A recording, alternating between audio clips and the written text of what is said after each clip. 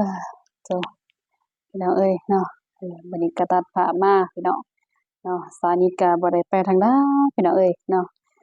มื้อนี้อยู่เพื่อนอยู่ซ่านคือเก่าพี่น้องเนาะส่วนนี้ก็อากาศอยากสิหนาวๆแหน่พี่น้องเอ้ยเนาะสานิทก็เลยว่าบ่ได้ไปไสพี่น้องเนาะส่วนนี้ก็อากาศหนาวทางลาวใต้เฮาพี่น้องเอ้ยเนาะไปก่อนอื่นก็กราบทักทายสบายดีเด้อพี่น้อง FC สู่ผู้สุคนเนาะเออ บ่ว่าอยู่ภายในประเทศหรือต่างประเทศพี่น้องก็ยินดีต้อนรับเข้าสู่ช่องเช้านี้ลาวใต้พี่น้องเอ้ยเนาะก่อนอื่นหมดก็ขอขอบอกขอบใจเด้อเนาะผู้ใหญ่ใจดีเพิ่นเนาะแล้วก็ FC สู่ผู้สุคนเนาะอย่าลืมรักษาสุขภาพเด้อเนาะช่วงนี้ก็เป็นบรรยากาศหนาวพี่น้องเนาะเฉพาะเขตใต้ลาวเฮานี่ก็ สนิทเบิ่งนี่อยู่ในกลุ่มอุตุนิยมนี่ก็ช่วงนี้นี่ก็อยาก20%เลยนะพี่น้องเนาะกันหนาวนี่พี่น้องเอ้ยเนาะอยู่ลาวใต้เฮาก็ได้สำหรับคลิปนี้เนาะสนิทก็บ่มีหยังมาฝากพี่ฝากน้องพี่น้องเอ้ยเนาะเออหลักๆสำคัญพี่น้องเอ้ยเนาะสนิทก็สิมาขอบอกขอบใจผู้ใหญ่ใจดีเพิ่นเนาะพอฮักที่อยู่ทางอเมริกาเนาะหรือว่า USA เนาะเพิ่นได้ส่งปัจจัยหรือว่าจำนวนเงินพี่น้องเนาะแต่ว่าเป็นเงินเหรียญสหนิทก็บ่ฮู้สิว่าส่ำใดพี่น้องเนาะแต่ว่าโอนเข้ามาเป็นเงินลาวเฮาสหนิทเพิ่นฝากมาให้สหนิทเนาะฝากมานำทางช่องทางช่องนะทางเอื้อยเนาะทางเอื้อยหรือว่าสาวนุนะ Family พี่น้องเอ้ย เนาะเพิ่นได้ฝากนำเพิ่นให้เป็นกำลังแรงใจเนาะเออที่ว่าเพิ่นก็บ่ถิ้มบ่ปะนี่ว่าเบิ่งแยงเนาะสนิทก็กำลังทำช่องทำแล้วก็เฮ็ดช่องเฮ็ดหยังนี่แหละพี่น้องเนาะกำลังสร้างคลิปเฮ็ดคลิปเนาะเพิ่นก็เป็นใต้ต้นสนิทนั่นเนาะอีต้นสงสารหรือว่าเอ่ออุปถัมภ์ค้ำสู้สนิทเนี่ยเนาะสนิทก็บ่ลืมบุญลืมคุณเด้อทางพ่อฮัก อเมริกาเนาะทาง USA นั่นแหละแล้วก็แม่ย่าเนาะแม่ย่าทางเอ่อ USA คือกันเนาะหรือว่าฝรั่งเศสบ่เนาะเออก็ขอบอกขอบใจหลายๆเด้อเนาะตอนนี้ก็สนิทก็มาแจ้งข่าวเนาะให้พ่อฮักทางเอ่ออเมริกาเนาะได้รับรู้ว่าตอนนี้สนิทได้รับเงินแล้วเด้อเนาะเออสนิทก็บ่จักสิเว้าเนาะแล้วก็รู้สึกตื่นเต้นเนาะ ตื่นเต้นที่สุดพี่น้องเอ้ยเนาะที่ว่าสนิทก็กำลังครั้งแรกเนาะพี่น้องเนาะในการทำคลิปเฮ็ดคลิปของสนิทเนาะครั้งแรกที่ว่ามีผู้ใหญ่เพิ่นอีต้นหรือว่าผู้ใหญ่ใจบุญเพิ่นเนาะอีต้นสงสารสนิทนี่แหละเนาะแล้วหรือว่าพ่อใหญ่พ่อฮักของสนิทเนาะทางอเมริกาว่าซี้ซะเนาะเพิ่นก็ได้ยื่นมือมาช่วยว่าซี้ซะเนาะเป็นจำนวนเงิน 700,000กีบเนาะเป็นครั้งแรกของสนิทเด้อขอบอกขอบใจหลายๆเด้อพอทางอเมริกาเนาะที่ว่าบ่ทิ่มบ่ปะเนาะแล้วก็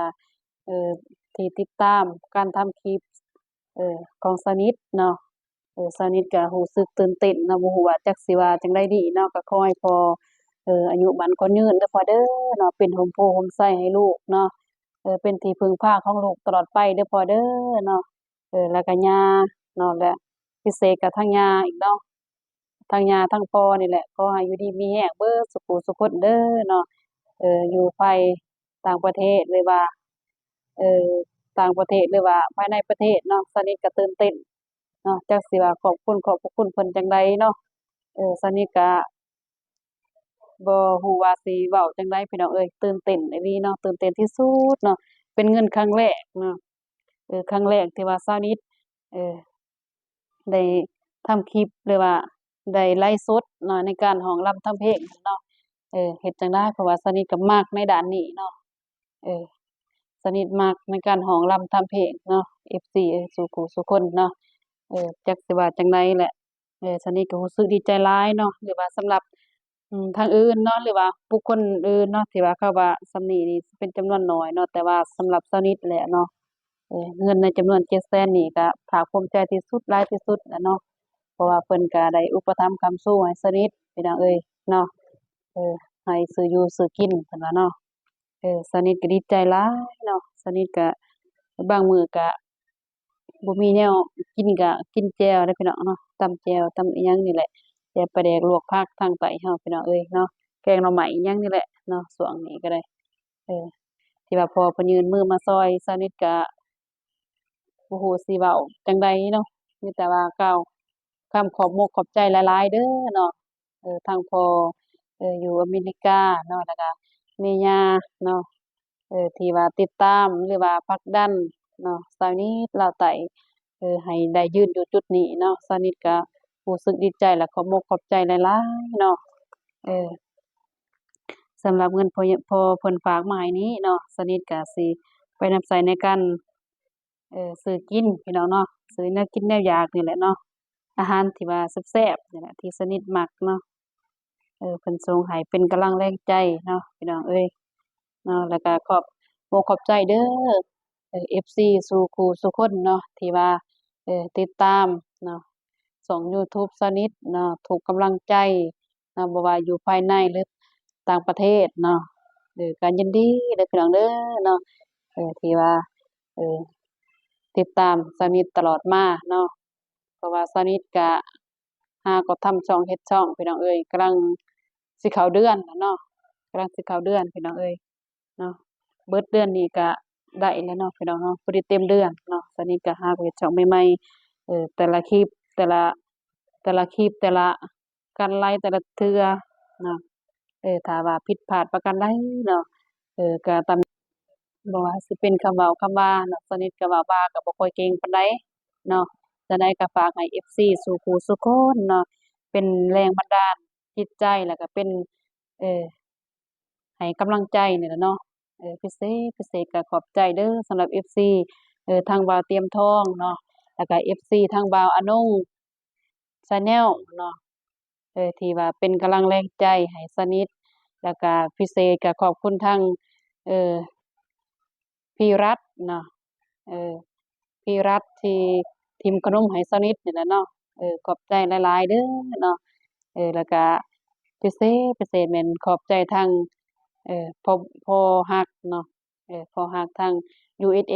เนาะที่เป็นกำลังแรงใจให้เซานี้ตลอดมาเนาะจนว่าเฒ่าซุมื้อนี้เนาะถ้าว่าบ่มี FC เนาะหรือว่าบ่มีเอ่อ พ่อฮักเนาะหรือว่าพ่อใหญ่ใจดีสู่ผู้สู่คนเนาะเช้านิดก็บ่มีวันนี้เนาะพี่น้องเนาะขอบมกขอบใจหลายๆเด้อที่เป็นกำลังแรงใจให้สนิท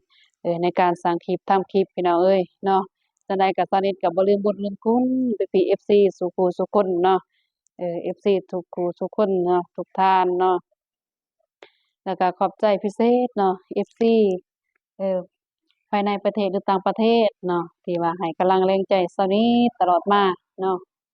สนิทก็บ่เป็นสิว่าหยังพี่น้องเอ้ยเนาะมีแต่กล่าวคำขอบใจพี่น้องเนาะในการทำคลิปเฮ็ดคลิปเพราะว่าสนิทก็บ่ทันได้เก่งได้หยังเนาะแต่พิเศษเนาะก็ทางบ่าวอานุ่งเนาะเพิ่นก็ได้ผลักดันเอ่อแนะนำ4ทิศแนวทางให้สนิทเนาะจนฮอดซุมื้อจนฮอดทุกวันนี้ล่ะพี่น้องเอ้ยเนาะเพิ่นก็เป็นแบบอ้ายพี่น้องเนาะที่ให้กำลังใจเนาะ ให้สนิทจนเท่าซุมื้อนี้เนาะแล้วก็ขอบมกขอบใจทางทีมงานสายบุญทางทีมงานสายบุญลาวใต้เนาะที่ว่าบ่ถิ้มบ่ปะเนาะและติดตามเป็นกำลังใจให้สนิทเนาะสาวนิทก็บ่สร้างสิว่าพี่น้องเอ้ยเนาะตื่นเต้นในจิตในใจเนาะพี่น้องเนาะที่ว่าได้เงินก้อนแรกนี่พี่น้องเอ้ยเนาะย บ่เคยใช้เด้พี่น้องบ่เคยใช้ทั้งเงินทั้งต่างประเทศจักเทื่อพี่น้องเอ้ยส่วนหลายมีแต่ไปรับจ้างรับบายเพิ่นเนาะสนิทจั่งได้เงินเนาะพี่น้องเนาะส่วนหลายก็คันว่าหน้าเกี่ยวข้าวยามฤดูงานเกี่ยวข้าวเนาะเนี่ยของอยู่ที่ลาวเรามันก็อันนี้พี่น้องเอ้ยไปรับจ้างเพิ่นพอได้ใช้เงินใช้หยังเนาะพี่น้องเนาะเออตอนนี้ก็มีความภาคภูมิใจสุดๆเนาะที่ว่าพ่อเพิ่นก็อุปถัมภ์ค้ำสู้ว่าซี้ซะ ผลักดันในจิตใจให้สนิททำคลิปต่อไปพี่น้องเอ้ยเนาะขอบมุกขอบใจหลายๆเด้อเนาะนิดเนาะพี่น้องถ่ายคลิป ที่ว่ามันบ่แจ้งบ่หยังก็ขอโทษขออภัยเด้อพี่น้อง FC สู่ผู้สู่คนเนาะเพราะว่าอันนั้นโทรศัพท์สนิทก็มันออกสิหม่องๆมั่วๆนำเนาะพี่น้องเนาะผิดพลาดประการใดก็เนาะในจิตในใจนี่ก็อยากถ่ายให้แจ้งๆนั่นแหละพี่น้องเอ้ยให้ FC ติดตามให้ FC เบิ่งเนาะพี่น้องเนาะในการทำคลิปของสนิทพี่น้องเอ้ยเนาะว่าเป็นจั่งใดล่ะพี่น้องเนาะเพราะว่าช่วงนี้ก็ทางลาวใต้พี่น้องเนาะทางเซกองอากาศหนาวเด้อพี่น้องเนาะเขตเมืองแถวเขตเมืองดักจึงเนาะดักจึงเออฝนตกพี่น้องเนาะเขตทรายที่ว่าอืมบ่าวอนงเพิ่นไปอันนี้เนาะไปแจกอันนี้ไปทำอิหยังวะชื่อเอิ้นว่าไปแจกจ่ายผ้าห่มพี่น้องเนาะกับบ่าวเตียงทองแล้วก็บ่าวตูนเนาะทีมงานสายบุญลาวใต้เนาะเพิ่นได้ขึ้นไปทางดักจึงพี่น้องเนาะเพราะว่าช่วงนี้ก็ฝนก็ตกหลายเนาะทางนั้นเนาะฝนตกหลายขนาดอาพี่น้องเอ้ยเนาะสำหรับคลิปนี้สนิทก็บ่ได้มีหยังหลายนะพี่น้องเนาะให้พี่น้องเบิ่งเนาะมีแต่ความตั้งมกตั้งใจของสาวนี้นี่แหละพี่น้องเนาะมาขอบอกขอบใจทางพ่อเพิ่นพ่อฮักทางUSA เนาะแล้วก็แม่ย่าทางUSA เนาะทางอเมริกาเนาะขอบมกขอบใจหลายๆเด้อพ่อเอ้ยเนาะที่เป็นกำลังแรงใจให้ลูกขอให้พ่อจงมีสุขภาพแข็งแรงอายุมั่นขวัญยืนเนาะแล้วก็ FC สู่ผู้สู่คนเนาะที่ติดตามช่องยูทูบสาวนิดลาวใต้พี่น้องเนาะจงมีแต่ความสุขความเจริญความเจ็บอย่าได้ความไข้อย่ามีเนาะจงทำหยังสร้างหยังก็ให้มีผลสำเร็จเฮงๆปังๆเด้อเนาะสาธุเนาะมีแต่สุขภาพแข็งแรงอายุมั่นขวัญยืนเป็นร่มโพร่มไสให้สาวนิทได้พึ่งพาอาศัยพี่น้องเอ้ยเนาะสำหรับคลิปนี้เนาะสาวนิทก็สิได้จบเพียงเท่านี้เด้อพี่น้องเด้อติดตามเบิ่งในคลิปต่อไปพี่น้องเอ้ยสำหรับคลิปนี้ก็ขอกล่าวคำว่าสบายดีพี่น้องเนาะ